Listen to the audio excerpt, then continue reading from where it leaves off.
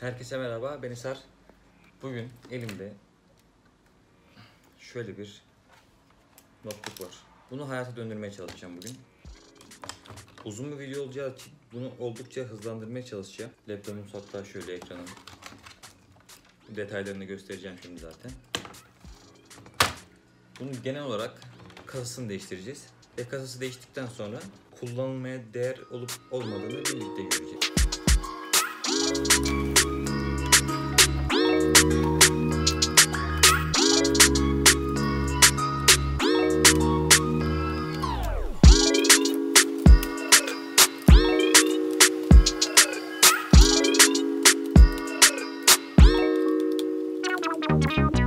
Görmüş olduğunuz yamulmuş olan.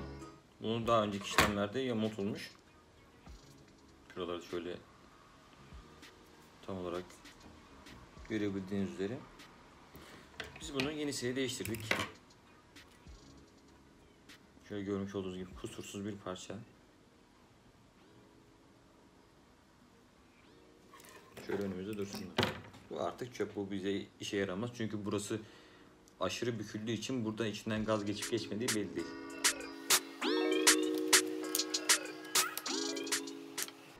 Burada Intel Pentium işlemcimiz var.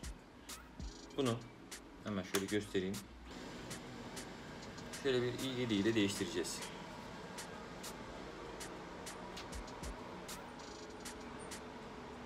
Alttaki bütün vidaları çıkardık.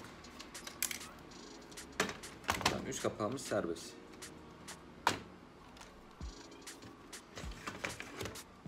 CD sürücü.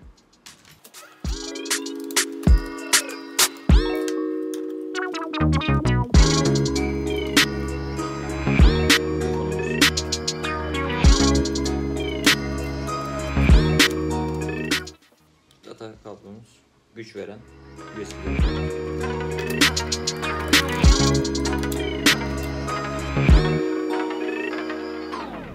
USB ve ses kartı.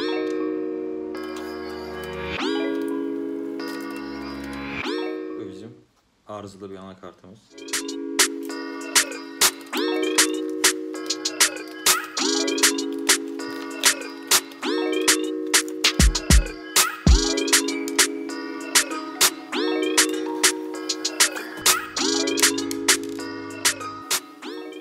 Arkadaşlar biliyorsunuz bizim monitörümüz de kırıktı. Bunu değiştirdik. Lakin sıra video çekmediğim için, daha doğrusu tuşa basmayı unuttuğum için kaydını alamadım. Şu anda tekrar söküp takmak zor geldiği için bunu tekrardan takmayacağım. Ama size şöyle yapılan işlemi gösterebilirim. Çerçevelerini açtık.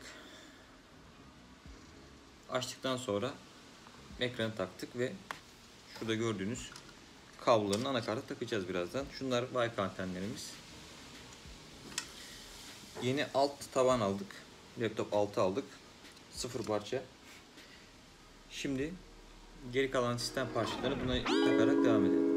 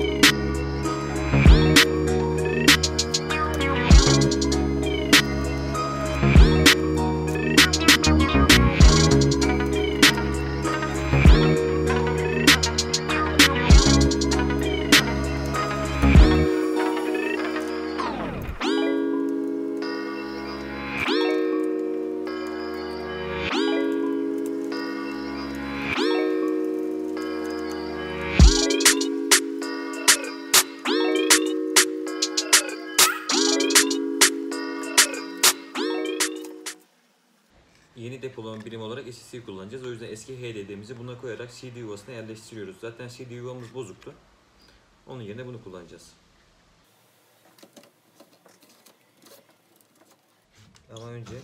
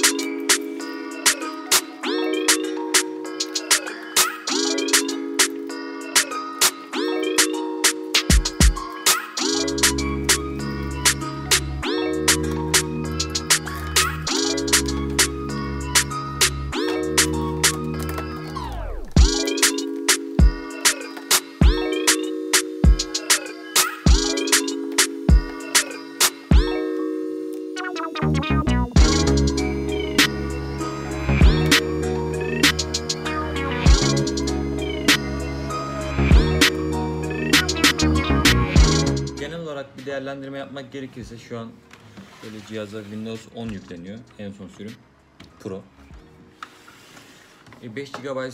5 GB RAM'imiz oldu. 256 GB SSD'miz var içinde şu an. O yüzden çok seri bir cihaz. Onun haricinde i7 işlemcimiz var. 620M. ATI ekran kartımız var. Yani şu an orta oyunları oynatabilecek seviyede ama bizim zaten bunun amacımız oyun oynamak değil. Şöyle bir seriden başlayalım. Amaç oyun oynamak değil.